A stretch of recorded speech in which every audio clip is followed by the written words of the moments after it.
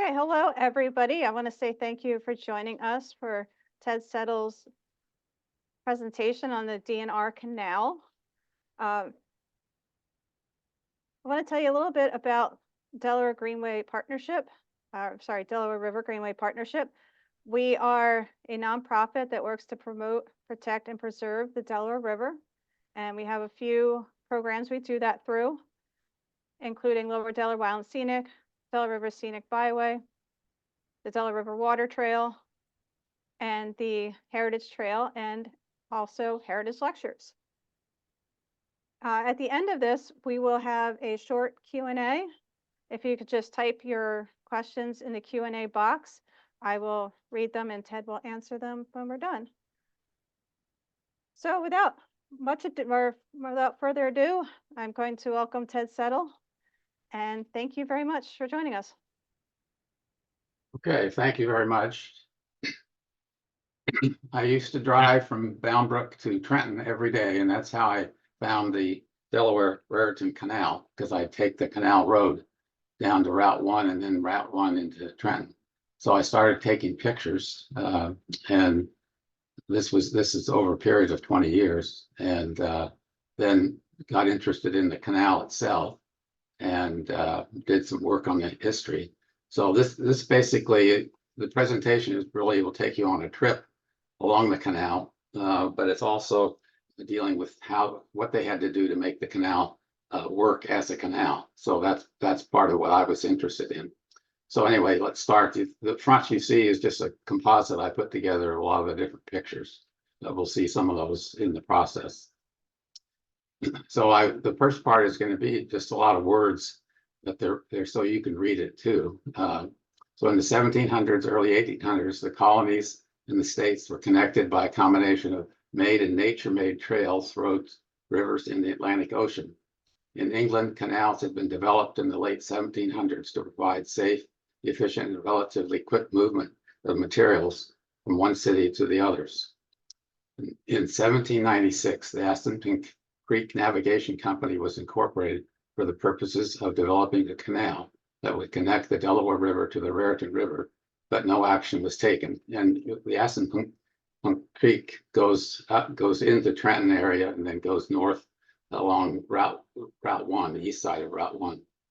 In 1804, a legislative commission was established to determine the best route for such a canal, involving as little digging as possible. In 1807, reported Secretary of the Treasury, Albert Gallatin, on the need for an inland waterway. Specific recommendations for such an inland waterway were made. In the War of 1812 and the British blockade of the ocean made an inland waterway even more important. So in 1816, a legislative commission was established and John Randolph was hired to complete a survey to determine the best possible route. And the report presents various alternative routes, listing objections to each, and then presented the route it determined to be the best. But lack of funds prevented any action being taken on these recommendations. And this was the route that he proposed, going from Lamberton right across sort of the center of New Jersey over to New Brunswick. Still no action. In the meantime, persons in the north of New Jersey plan a canal to connect Phillipsburg on the Delaware to Jersey City on the Hudson, a distance of 107 miles and requiring an elevation change of more than 900 feet. A technological masterpiece, but limited in its weight-bearing capacity. Another commission in 1823 determined that a feeder canal taking water from the Delaware River would be necessary to maintain the water level in the canal. The company incorporated to build the canal, but since waters from the Delaware were required, negotiations with Pennsylvania were necessary first, and they were not successful. In 1825, the current route along the Millstone River was chosen by Canvas White, the eventual builder of the canal. And then competition developed between building a railroad and a canal. In 1830, the new legislature granted two charters, one for the Camden-Amboy Railroad and one for the Delaware-Raritan Canal. Shares for the railroad sold out immediately. Only the intervention by the wealthy Stockton family in Princeton provided the necessary funding for the canal. The two companies merged in a joint company in 1831 and included a clause preventing the construction of competitive lines of transportation across central New Jersey for 30 years. So 1831 to 34 was the time that the canal was constructed. with 15 lift locks, 1 on the feeder, 14 on the main canal, and 2 guard locks. The main canal locks were 24 feet wide and 110 feet long, much larger than locks in other canals. Original locks gates were miter gates with balance beams. Miter gates are angled at 18 degrees to approximate an arch, and gates point up against the flow of water in the canal, and the pressure of the water keeps them shut. As built, the canal had 66 lock and bridge tender houses, 15 lock tender, 51 bridge tender houses, and these houses served as part of the pay for the persons and their families who lived in them. Of the original 66 lock and bridge tender houses, only 18 remain. 16 in their original location. 2 houses were purchased by private owners and moved off the canal. In 1847-48, the original masonry lock at Bordentown, Lock 1, sank in its soft substrate, and a replacement lock of stone-filled wooden crib was built a few feet to the west of the first one. This is the one you will see pictured today. An outlet lock was constructed at Lambertville for a cable ferry across the Delaware River. Its main purpose was to carry coal brought down the Delaware Canal, across the river into the feeder canal, and this was in operation until 1912-13. The upstream gates of all locks were converted to drop gates, and today the gates are gone, replaced by control gate structures at the head of each lock. Main canals locks were lengthened to 220 feet. Lock 5 in Trenton was eliminated, and Lock 4 was deepened to compensate. When they introduced steam-powered propeller-driven boats in place of mules, the weight from those boats made it necessary to line the banks of the canal with stone 3 feet below the water. These stones are still visible in many places along the canal, called riprap. In 1866, the second lock was added in New Brunswick, making Lock 14 a double inlet-outlet lock. 1860s and 70s, the peak activity of the canal carried about 3 million tons of cargo each year, the majority of which was coal. In the 1880s, the amount of cargo carried each year dropped off dramatically as the Reading Railroad began transporting coal across New Jersey. In 1933, after the canal closed for the winter in 1932, it did not open again in 1933. After 3 years of not operating the canal, in accordance with the terms of the lease, the canal reverted back to the state of New Jersey. 1936, the Trenton section of the canal locks 3 to 7 was filled in. And then this very important Supreme Court decision in 1954, among the provisions is that the state of New Jersey is permitted to divert 100 million gallons of water per day, monthly average, from the Delaware River, without meeting any flow compensation requirements. This because of its historic diversion for the operation of the canal. Had the state simply shut down the canal after 1933, there may have been a very different outcome for New Jersey in this amended decree. In 1974, the Delaware Canal State Park was established under legislation passed by the New Jersey legislature and signed into law by the governor. So this marks 2024 marks 50-year anniversary of the park. 1980, more than a mile of the canal to New Brunswick end, including Deep Lock 13, was destroyed for New Jersey Highway 18. 1997, 98, last mile of the canal and Lock 14 were restored and incorporated into Boyd Park, City of New Brunswick. And then they built a footbridge over US Route 1 in 2004 that let hikers continue on the towpath over Route 1 all the way to Mulberry Street in Trenton. And the towpath from Lock 1 to Lock 2 near Bordentown has been refurbished.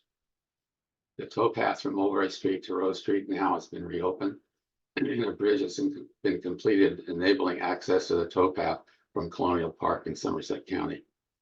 So the issues that they had to resolve: determine the route for the canal, a source of enough water, how many locks they would need, the bridges for existing roadways, lock and bridge tender houses, handle river stream flow crossing the canal with culverts and aqueducts, turning basins, protecting the canal banks, and too much water in the canal to have spillways. So in 1825, the current route along the Millstone River was chosen by Canvas White, the eventual builder of the canal. So on the map, they don't show this is going down into Bordentown here. So the canal really started here, went up Trenton here, and then up all the way up this way. This is the main canal, and joined the Raritan River here and came down to New Brunswick. And the feeder was up at Bull's Island, brought water down. And in Trenton, it merged with the main canal, and the water could flow both down, obviously, for boats going down, and then up along the main canal up over to New Brunswick. So the source of water for the canal. So this is at Bull's Island. If you go north out of Stockton and north out of Prosville even, and you'll see it goes, you can go on to Bull's Island. You used to be able to walk up on the island into this place, but I don't think they let you do that anymore. I had a friend who flew me in an airplane so I could get pictures of the canal, different places. So this is from the air. This is the inlet at Bull's Island. And this is the same inlet taken from across the Delaware River, looking at the inlet.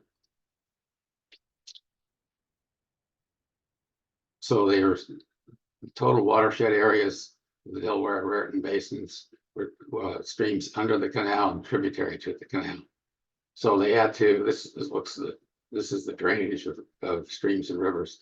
So they had to figure out how to get what to do with all the streams that were crossing the canal, whether they let them flow into the canal or build culverts to let them get under the canal. So most of the time they took the water of these streams under the canal. So they had to make lift and guard locks, bridge and lock tender houses, culverts, bridges, spillways, basins, turnaround basins, aqueducts, floodgates, and intakes. So this is an example of the bridge and the bridge tender house. So this is the Blackwell's Mills Bridge and the Blackwell Mills Bridge Tender House. This is a spillway, which is just to the south side of Lamberton. It's Swan Creek, where it overflows, flows to the east, overflows to the east, and then you can see this here. The water goes back under the canal and into the Delaware River. This is a different kind of spillway. This, if you go to Kingston and then walk from Kingston to Carnegie Lake Dam, you have to walk across this spillway.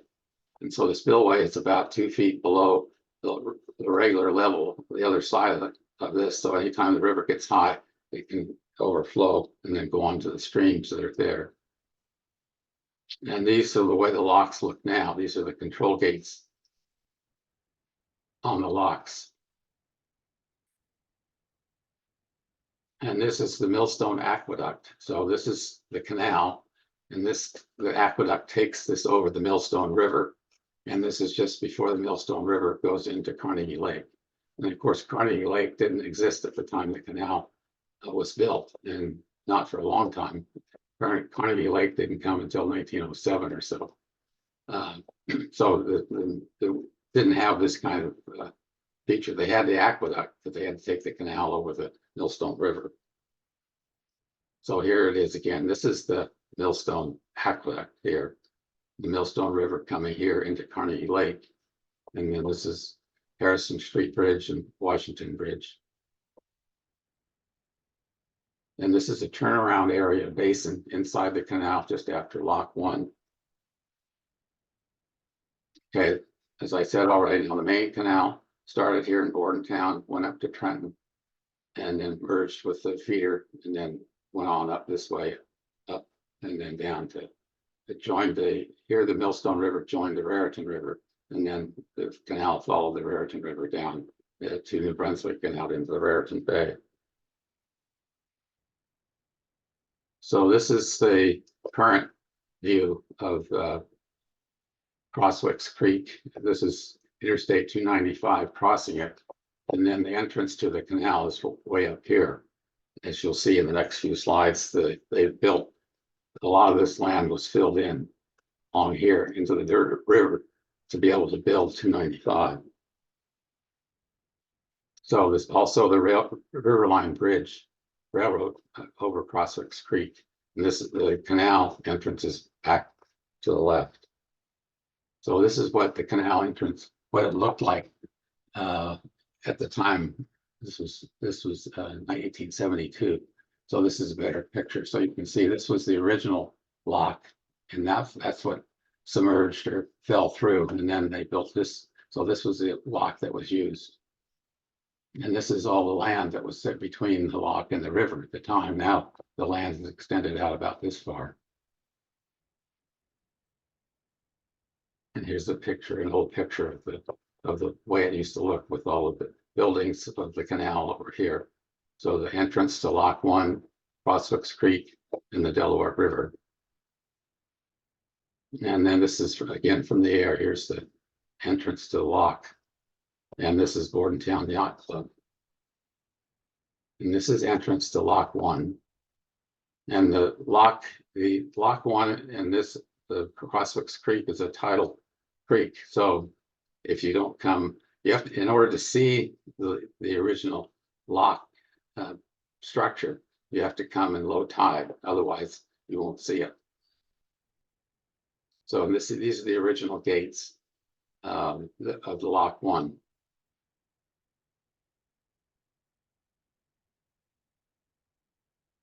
And just looking across from the entrance to the Bordentown Yacht Club. And here's a bigger picture of the undergirding, the structure underneath, holding the gate in place. And as I said, it's a tidal, so you can see the current. And this is the turnaround basin just inside the canal after Lock 1. And then looking north from Lock 1. And the restored towpath, so you can actually go. It's nice if you want a good experience, just to go down and go through Bordentown. If you want to go early enough to get breakfast there, they have good breakfast places. And then you can go on down to the canal and park, and you can walk around and get to the towpath by going from Bordentown. There's a trail that you can walk along and a bridge you can go over, and then you can get to the towpath. So this is their mileposts at every mile along the canal on the towpath. They have mileposts telling you both the distance. This is telling you distance to Bordentown, and on the other side, the distance to New Brunswick, 44 miles total. And there's also very interesting sights in turn. Bald eagles, a lot of bald eagles here, and then in Carnegie Lake area. And here's the canal towpath going underneath Interstate 295, going north now. And just interesting things you see along in the canal with the log with all the mushroom fungus. So here we are in Trenton. So the main canal was here coming in Trenton, and the feeder canal was here coming in this way. And then this is where they joined, and then the main canal went on off to the right. And the Roebling industry was located here, and you see here's the canal and here's the railroad, so they had access to transportation modes easily. And this is their building today. Another company that was there at the time, Star Porcelain, that's still going. To improve Route 1, they put the canal underneath for distance from Trenton out to this point in Mulberry Street. So you can't walk, you can't see the river or the canal water, but you can walk the towpath. And then this is where it emerges at Mulberry Street going north. And then that's the way it looks going north from Mulberry Street. This is this is probably about a 10-year-old picture, and I think they've improved the towpath considerably since then. This is a spillway along the Route 1 near Whitehead Road. And this is going under Route 1. Canal crosses from the west side of Route 1 to the east side. And then we'll see start seeing some of the surviving houses, bridge tender and lock tender houses. So this is the Carnegie Road Bridge over the canal, and this is the Carnegie Road Bridge tender house. That's as it is currently. This is an old picture of it. the towpath. This is on the east side of Route 1. So the canal's on the right there, you can see here, and the Assunpink, the river or the creek goes over here. So, and this is the bridge they built to take you from the towpath, so you could come up here and cross, and then go on north on toward Princeton. And this is looking back toward the bridge. You cross the bridge, you come now, you're on the west side of the Route 1. This is Route 1. And this is the Port Mercer Canal house, bridge tender house. There's the canal and the house. And this is the bridge, Port Mercer Bridge. And just spring along the canal, one of the things that's always interesting about the canal is the wildlife that you can see along it in different places and in different seasons. And then this is the train, the Princeton train coming out, the Princeton Railroad coming out of Princeton and connecting it to the train routes. And they had to build a bridge, that they could revolve or rotate, so they could open up the canal was built so that any size height of a boat could transport on the canal. And to do that, they had to take anything like this, a bridge, and make so they could revolve it around so it went sideways, and then they could turn it back to go across. And then this is Princeton, Washington Street, looking east, and then the street from the towpath. So these are the bridges they had to build. These at the time they had the canal was operating, these bridges would be swing bridges, so that they could move them sideways along the canal, not up and down, but sideways, so that any height boat could get through. And then this is Harrison Street Bridge. And then this is the Millstone Aqueduct that I showed earlier. This is the Millstone, this is the canal, and this is the Millstone River here, and this is Lake Carnegie, and then Harrison Street Bridge and Washington Street. But this obviously, Carnegie Lake wasn't there till early 1900s. And this is a good place for wildlife, the Carnegie Lake area. So the bald eagle was there, and he let me get pretty close to get a good picture.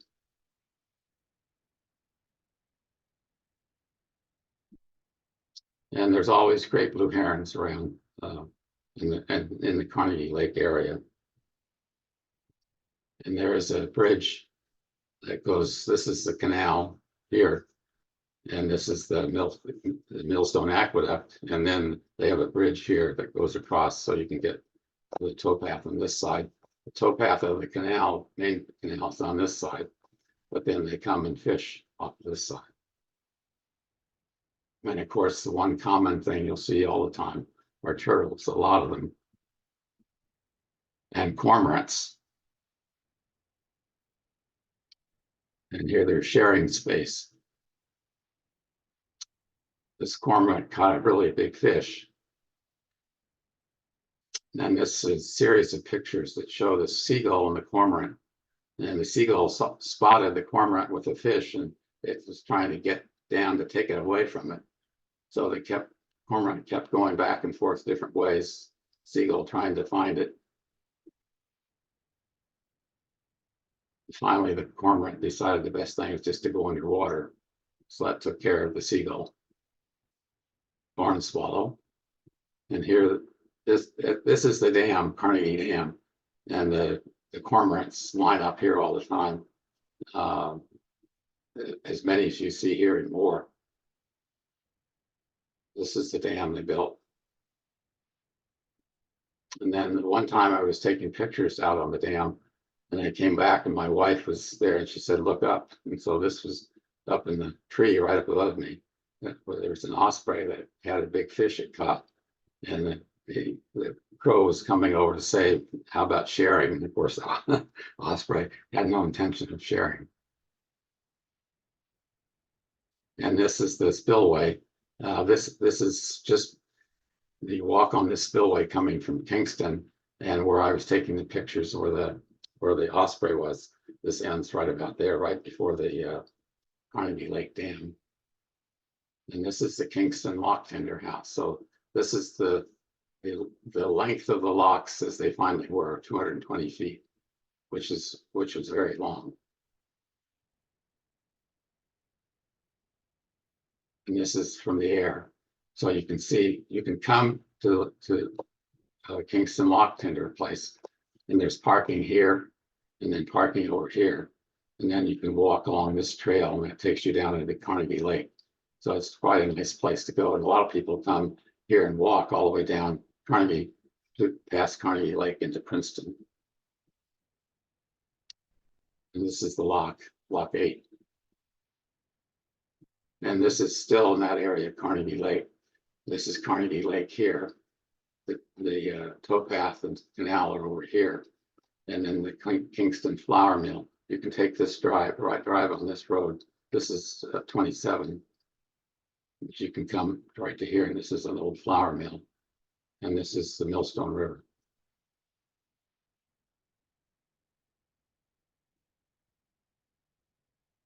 And of course, it's interesting to be on the canal different seasons of the year. And we haven't had a lot kind of snow like we had some then, but now we have a lot more. They have a lot less snow now.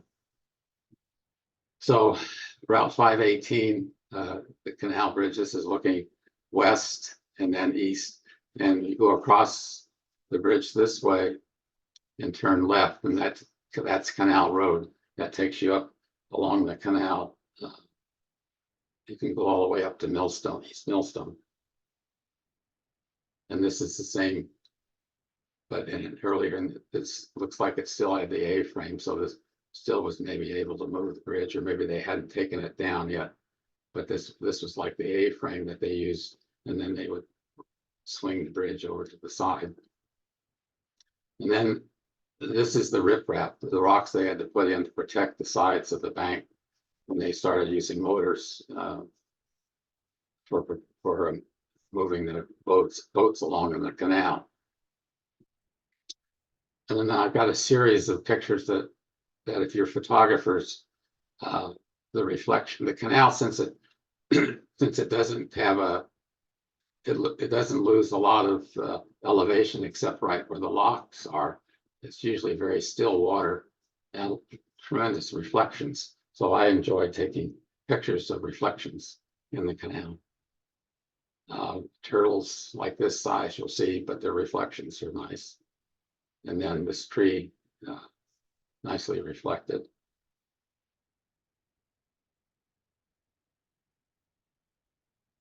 This is with some ice formed on the canal, but then holes in it and the reflections you get.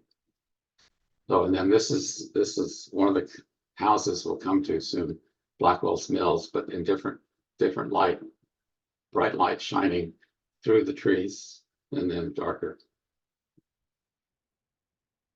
Footbridge is near Little Valley as we're starting up the canal on Canal Road.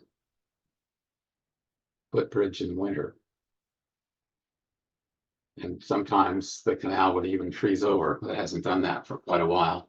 But when it does, you can get pictures like this with the deer coming out onto the road. And then the houses along Canal Road need this kind of mirror. So as they back out of their, come out of their driveways, they can make sure they're clear to get out onto the road. And then this is one of the canal, one of the lock tender houses. This is one that's lock 9, but it's built on the other side of the road, not on the same side as the lock. And this is the lock tender house built right by the lock. And that's lock 9. And then this is another bridge and a bridge tender house in Greekstown. And this is what it looked like with when it was able to swing. You can see the cable, you know, and this is when the canal was working, so that they would swing the bridge to the side so it parallel the canal and open it up. So big boats that were really tall, sailboats even, could go through the canal.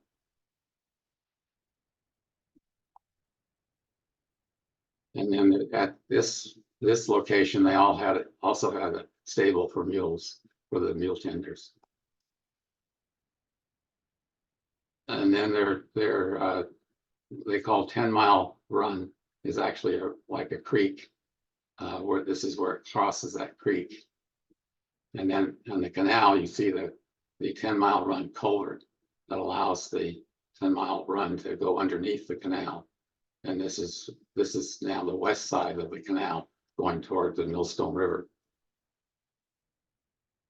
And then in one of the things that the canal was used for early on, and part of the reason it was continued, they were able to continue diverting so much water from the Delaware River, was it became its basic source of water. And this is the North Brunswick water intake, and this is their treatment plant. And we're at mile 27 back to Bordentown, and mile 17 to get to New Brunswick. And then further up on the road is 6-mile run, and this is the culvert taking the 6-mile run underneath the canal, and this is where it comes out on the other side. And then I like to go down along this 6-mile run to look to the Millstone River. It's not very far, but then you see scenes like this with this big tree, and its roots looks like they're just grabbing a hold of the soil, with the nice reflections as well. The rosebud, wisteria. And this is Blackwell's Mills Crossing. And this is the bridge tender house, Blackwell's Mills Crossing. This is one of the more picturesque settings of the canal. I think this particular bridge tender house in the Blackwell's Mills. There's good light and it's good reflection at different times, you can see, and in different seasons.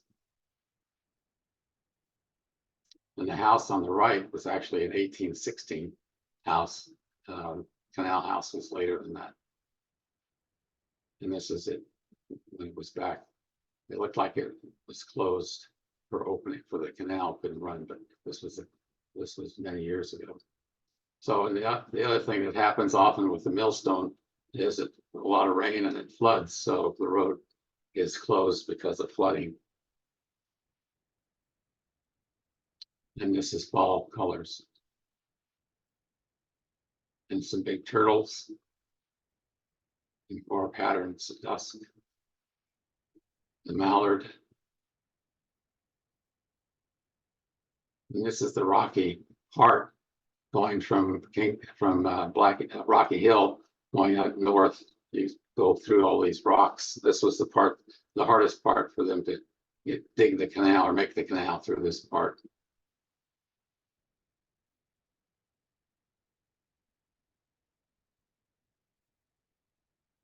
We're still moving north.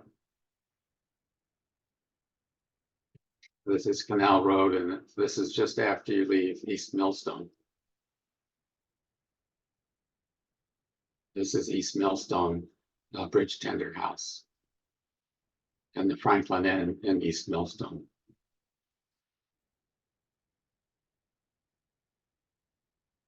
And this is where they began construction to make a bridge over the canal from Colonial Park.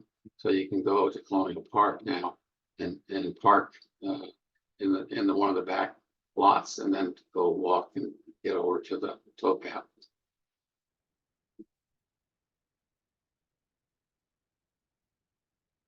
And this is Weston Bridge Tender, Weston Road Bridge Tender.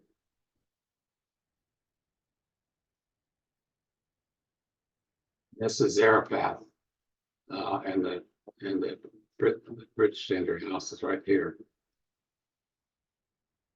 closer up.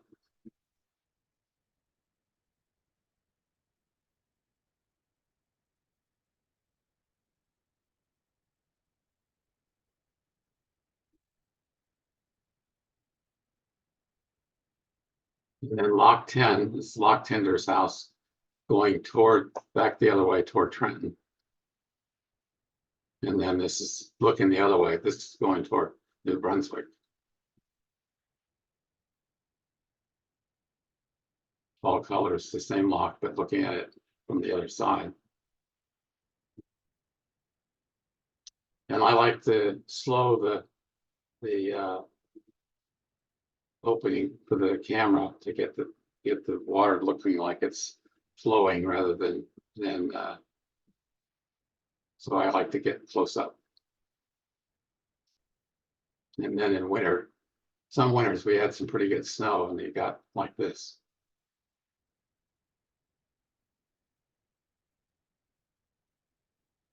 And then this is where the Millstone Rivers and Raritan Rivers join.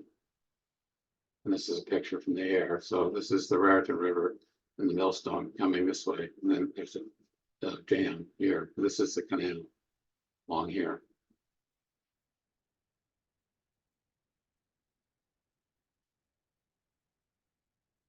You can see I like reflections. And this is the valve mechanism for canal overflow to the Raritan River. So if they needed to let water out of the canal, they could turn this and get water into one of the nearby streams. I don't think they were used that much. They had the spillways. And then one time, as you walk on the towpath with the Raritan River, going along the Raritan River, sometimes you'll see some amazing like scenes like this. The wood duck was actually in the Raritan River, not in the canal. But this was just amazing to see the kind of colors in this. And then mallards too.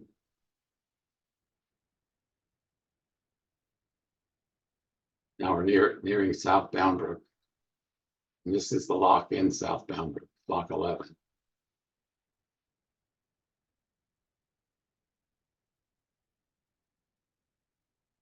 So 8 miles to New Brunswick, 36 back to Bordentown.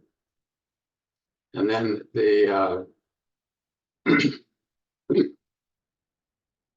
this is the mechanism for turning the A-frame bridge between Bound Brook and South Bound Brook.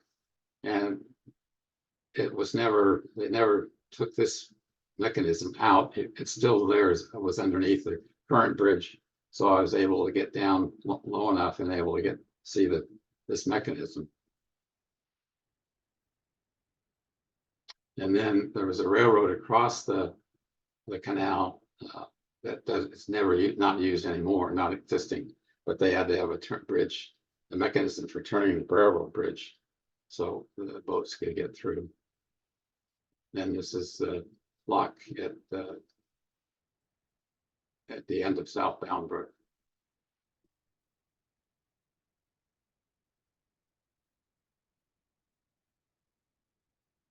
Ice lock on the canal. I mean, and this is a spillway near Landing Lane Bridge, near New Brunswick.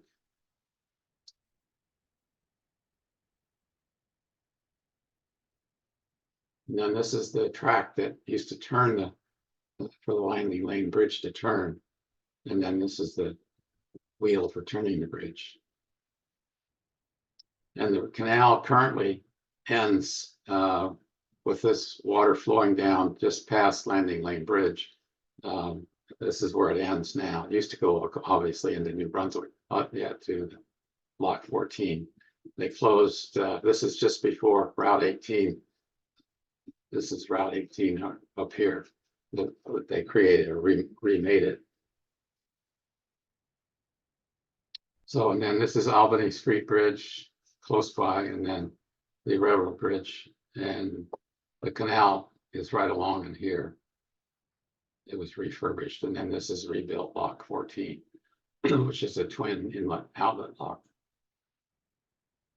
And the gate, they replaced the gates, made them like they were. And then this is looking from standing at Lock 14, looking further out on the route to Raritan River and Route 18, the new Route 18 bridge. So now we'll go back up to the feeder canal, and this is Bull's Island. So the feeder canal, water comes in here, down through Lambertville, all the way down into Trenton, and then goes both ways.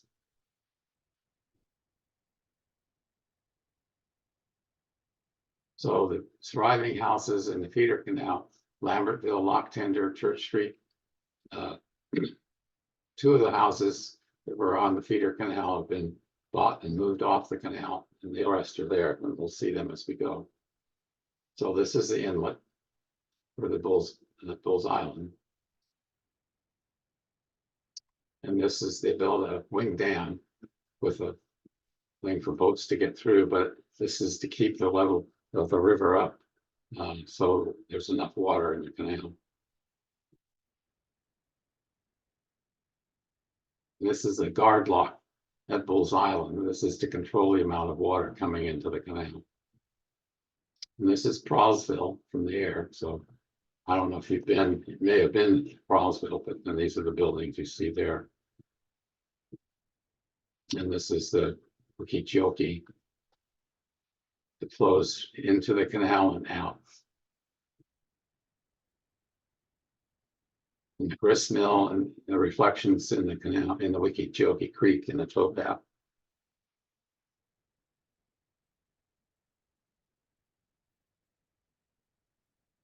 And this is Stockton Canal. You can't really see, it's hidden in the trees in here. Now you can see it. This is Lamberton's here on the right, and this is the canal. You can see here.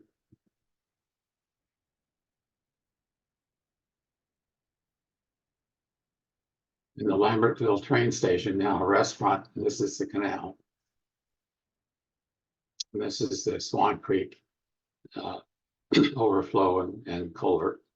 So the canal flows out here, and then you can go, it goes back underneath. And then this is the outlet block they built on the Pennsylvania side of the Delaware River. So coal was brought down in the Delaware Canal and then put on barges, and then they had a cable they put across the canal going at an angle downriver. So the current would take the barge with coal, filled with coal, across over to the New Jersey side and come up into this. This was the feeder lock from the Delaware River, and then they'd bring the coal up into here, barges up into here, and then put them on the feeder canal to take them down, and then on over to New York. So this is the one lock tender house on the feeder canal. This is Lambertville, and this is one of the houses that was moved off of the canal. This is one of the bridge tender houses. Swimming in the canal was the muskrat, but there was also a beaver I saw one time. And beavers are not things that the canal people want in the canal, because they do what they always do, is cut down trees. And then there's the footbridge near Route 29 near Washington Crossing. This is Washington Crossing. And then there's a spillway to the Delaware River near Washington Crossing. This is a different kind of spillway. And then the culverts that let streams flow underneath the canal. This was Jacob Creek culvert, and it's the biggest one on the canal. This is one part of it, and then you have to go and see the other side. And this is Scudder Falls House, Bridge 44. This is one of the two houses moved off of the canal. This is Wilbertha Street Canal, Bridge Tender House. Elwood Mansion in Caldwell River Park, Trenton. Canal flows through the park. So here's the path of the canal. Right down along here, and then there's houses here. We'll see Prospect Bridge, Calhoun Street, West Hanover, and then the canal goes underneath here, underneath Route 1, and then comes up a little bit further, as I showed before. This is Prospect Street, Bridge Tender House, Calhoun Street. Hanover Street, and the feeder canal downtown Trenton, just before it enters the culvert built when Route 1 was improved. That takes the canal under the Route 1 up until Mulberry Street. So you've completed a journey of 66 miles, 44 miles on the main canal and 22 miles on the feeder canal. I hope you enjoyed your journey. We'll make an effort to come and walk on the towpath. There's books that are, this is blocking so you can't see it, but I can move it. Good. If you want to find any book to read more about the canal, I recommend Linda Barth's Bridge books. They're excellent and give you a lot of good old pictures and insight into things that were going on to make the canal work. Then there's two organizations, the D&rCanal Watch, which you can, if you want to, you could go to there and see different things. And they also have walks along the canal that you can join. Betty Davison's book is really fabulous, but it's old and it needs to be updated, but it has a lot of good information. And it's just good reading. And then this is a state park website. And so this has a lot of good information. And you can use this site to see where recent flooding has impacted the towpath. So if you wanted to walk the towpath, I would check this site to see what parts you could walk and what you can't.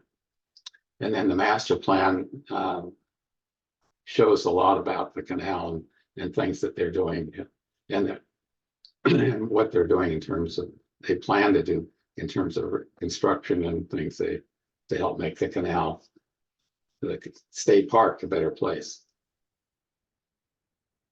So that's it. Thank you very much. Thank you, Ted. That was really interesting. I enjoyed the history and the photos. Just want to remind everybody that this year marks the 50th anniversary of the D&R Canal. And if you want to go check out their festivities, they have things throughout the year. Check out Canal Watch and the D&rcanal.org for events. Now we do have a few questions. The first one is, how did tides affect the operation of the canal? Well, the tide basically was the one at the beginning in Bordentown. And that just, the only thing there was that, as I said, if you want to go see the locks and things now, you have to go at low tide. So the tide obviously was affecting how much water was needed into the canal and cutting out of the canal. But I think overall didn't have a really big effect. That was the only place that it really had an impact, was on the Bordentown area. Okay, next one. How did the Roebling Company use the canal? Well, they used it, they were manufacturer of wire rope, as they called it. And so it was used by them to transport. It was very handy. They had both the train and the canal, and it was used to transport the rope up and down the canal, and then the places where it would be used. So actually taking it up and through New Brunswick out into Raritan Bay, that's where you access to New York and all that area. So it was the canal was a good place to be able to use. Makes sense. Are the turning mechanisms, I can speak, are the turning mechanisms operational? They No. look caked with rust and not maintained to me. No, they're not operational anymore at all, because there's nothing there to turn. Yeah. So it's just that they've stayed there. The ones, especially under the bridge in between Boundbrook and South Boundbrook, were amazing. And they reconstructed the towpath, so it's harder to see that now.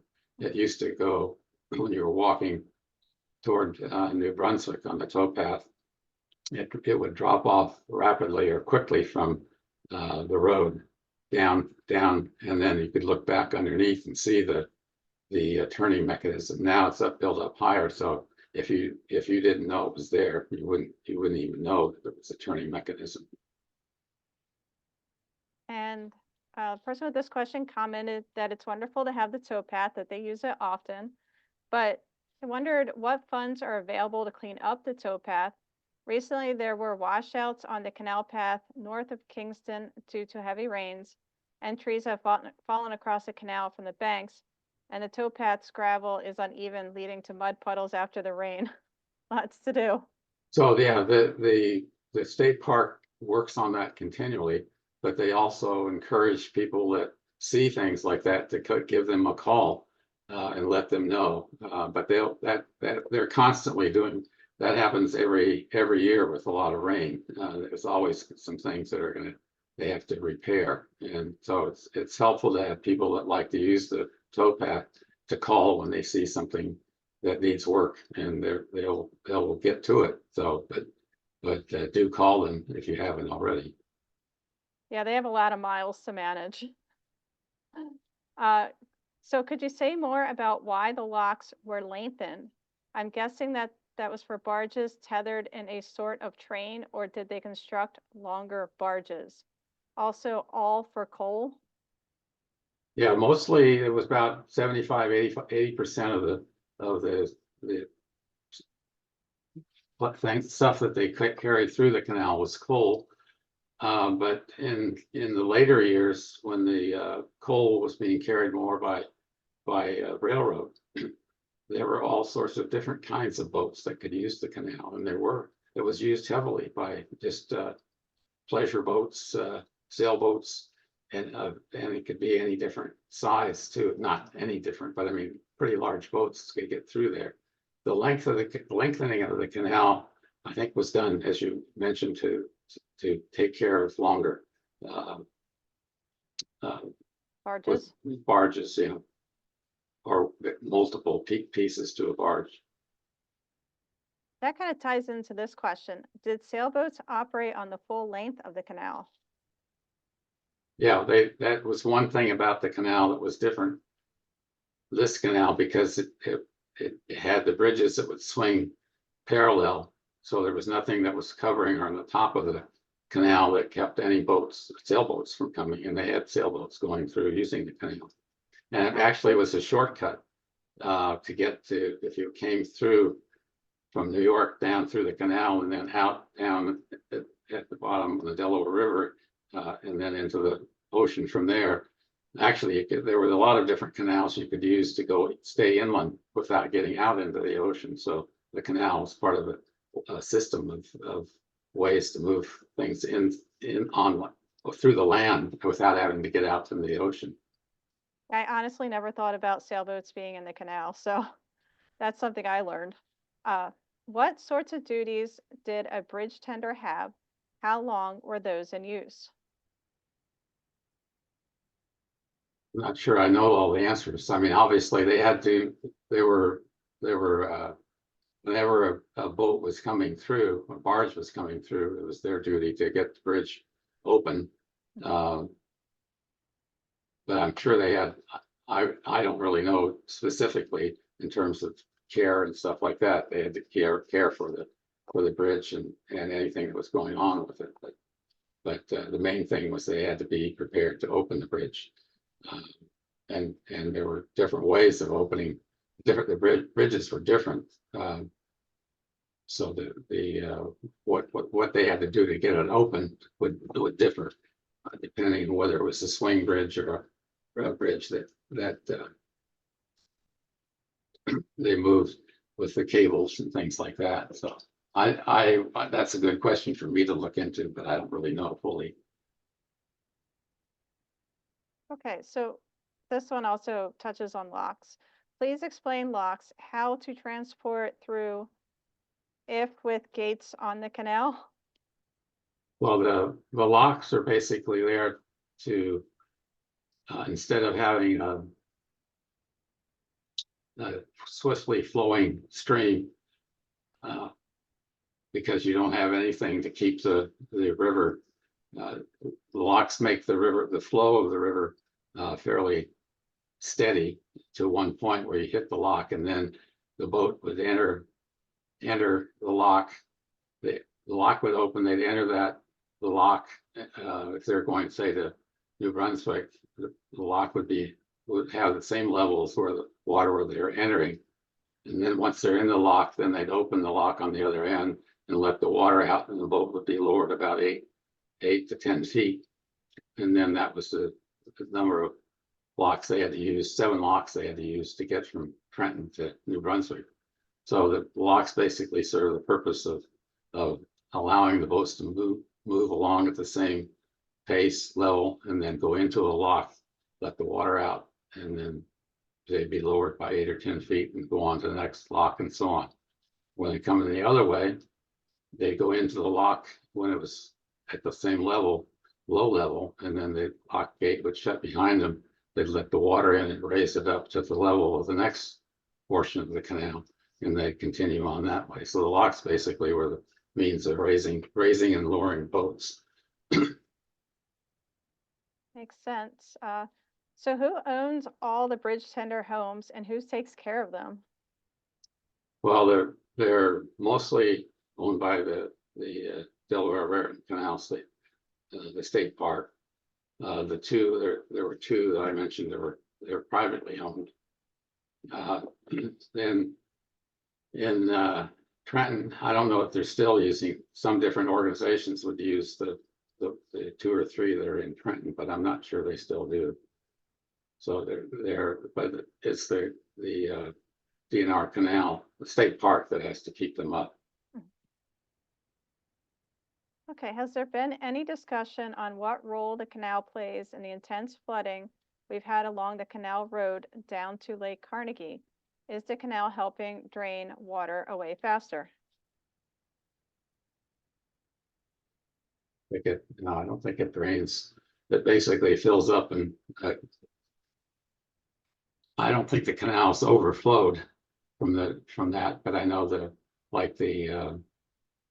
when you go down Canal Road in Blackwell's Mills and Greigstown, those causeways all flood, but that's flooding from the Millstone River more than from the canal. The canal doesn't really flood. So I don't think it's used to try and reduce the flooding. And why was the feeder canal so long? Well, it's an interesting thing. They debated on how long they needed, how far up the Delaware River they needed to go to have enough water to handle, because every time you take a boat through a lock, you lose water. And so they had, I mean, to me, it's sort of an amazing calculation to make and figure out how far up the Delaware River you need to go to get enough water to maintain the level in the canal. So that at one point they thought they had to go up much further, but I think Canvas White determined that Bull's Island was the right point, and it was. I mean, it turned out to be right. What is the elevation of the feeder canal as it flows through Trenton? It only flows downhill. There is no point to where the feeder canal itself has to be pumped uphill. So what is the total elevation change from Trenton to New Brunswick? It's about 65 feet. And it's I think the Bull's Island is about another 12 or 13 feet above that. So it's flowing downhill to get to, there's one lock on the feeder canal. And here's a question. Will you be publishing a book? Your pictures are beautiful. I'm working on that, but it's slow going. These things always take time. That was the main reason I started doing this. I wanted to put up the pictures, I think, of the canal, and anybody that likes to do photography, the canal is really a wonderful place to go, because to go at different times of the year, different light and stuff like that, and the reflections in the canal just amazing. If you go when there's no wind blowing, the reflections are just blow your mind. So that I had a lot of pictures, and that's the main thing I wanted to do, is get some way to get them published. But I thought of developing something that would at least fit around the pictures. So I'm working on it. Next question is about gear, the camera bodies and lenses and other equipment do you take with you? Well, I'm a Canon user, and you know, if you're Canon rather than Nikon, you have to call Canon lenses rather than Nikon lenses. I haven't got the mirrorless camera. I still have a regular Canon camera. So I use a 7D part number 2 in the Canon lenses. So I have good Canon lenses, and that's what I use. And I do Lightroom and Photoshop. Using the earlier map you showed of Trenton, can you show us the route of the canal through Trenton?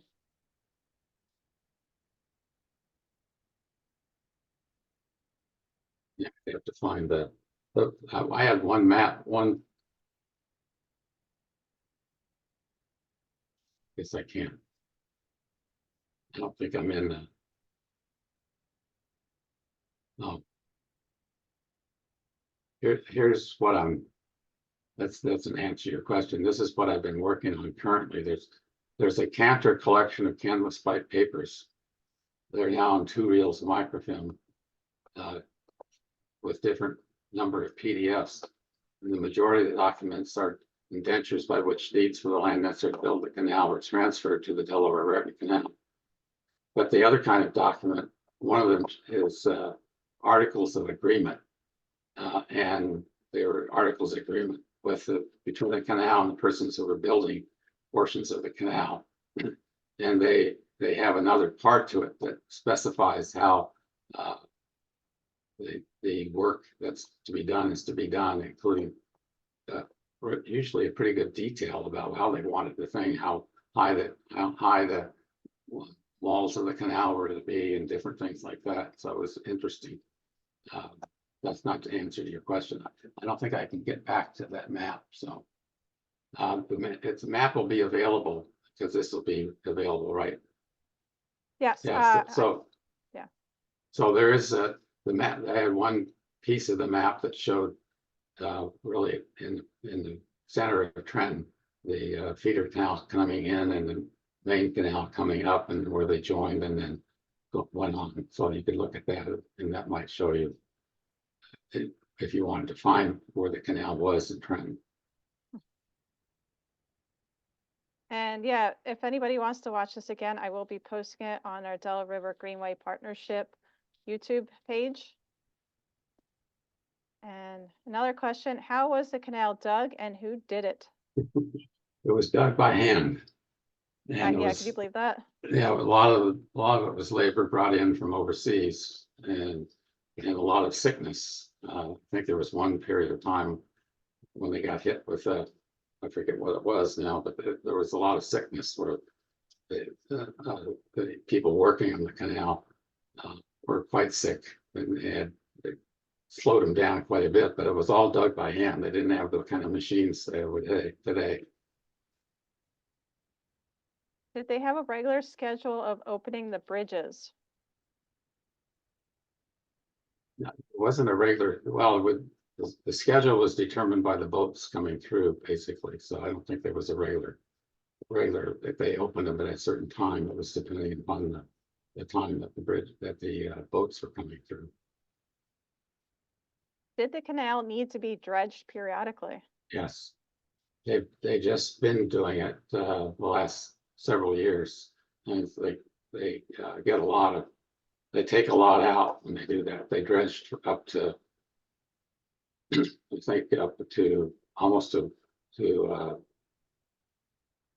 Blackwell's Mills. I think they were dredging from down. It wasn't all the way to Trent, but they dredged a whole bunch, and they have to do different parts at different times. And talking about that, what is the depth range of the canal? It's 8 feet, basically. And what did the mill towns along the canal produce?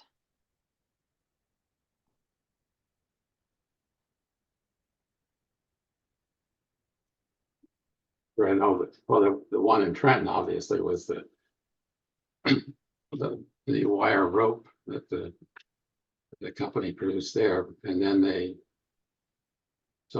was used basically for feed and stuff like that they could use the canal to send all the stuff on, because they were made a basic connection into New York, so they had that as and going down to Philadelphia was the main reason for building the canals, to connect the two places, and so it'd take maybe 2 days to get things from one place to the other, rather than 2 weeks if you went by boat. Now, did we touch on this? Are the locks ever currently used to control the No. flow of water? No, No. no. It's all guard locks now. There's no lock that opens or closes. And this person said they were able to walk up to the feeder canal on Bulls Island to see where the Delaware flowed into the canal. Okay, good, thank you. What big natural disasters affected the canal when it was in operation? I don't think I know the answer to that. Okay. How long did it take for a load to travel the length of the canal? In today's dollars, what was the fee? I can tell you how long it took, and I can't tell you in today's dollars, but it took 2 days, basically. Okay. And what kind of accidents may have occurred? Well, the accidents could affect the workers, I think, on bridge tenders and that kind of thing. There weren't many accidents as far as the boat moving the barges through the canal. But that's not something I've really done a lot of work on trying to figure out or even read about. And it looks like the locks were constructed with cement. Where did that come from?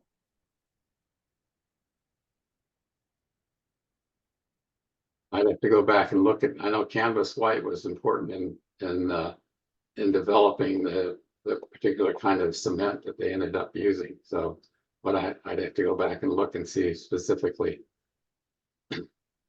He was part of canvas white, was basically did a lot of work with the Erie Canal, and so that's why he was brought down and asked to look at and be the builder of the Delaware and Raritan Canal. And here's an easy one. I'll take it. Where is Bulls Island? So if you don't know where Bulls Island is, it's between Lambertville and Frenchtown along Route 29. It also is across from Lumberville, where there's a footbridge that connects Lumberville and Bulls Island. And Lumberville is where you will find places like the black bass. If And that that's gives in you an Pennsylvania. idea. What was that? That's in Pennsylvania. Yes, yes. And Lumberville's in Pennsylvania. yes. So that's the Pennsylvania side, and then Bulls Island is on the New Jersey side with the Lumberville Raven Rock footbridge connecting it, and that footbridge is a Roebling bridge. Okay, good. Yep, so that is it for questions. I just wanted to say thank you everyone for joining us. I don't think I introduced myself at the beginning, so I am Cindy Kunis, Projects Coordinator with Delaware River Greenway Partnership. And I would like to thank Ted for sharing your knowledge and photos of the D&R Canal. And thank you everyone for joining us. Thank you.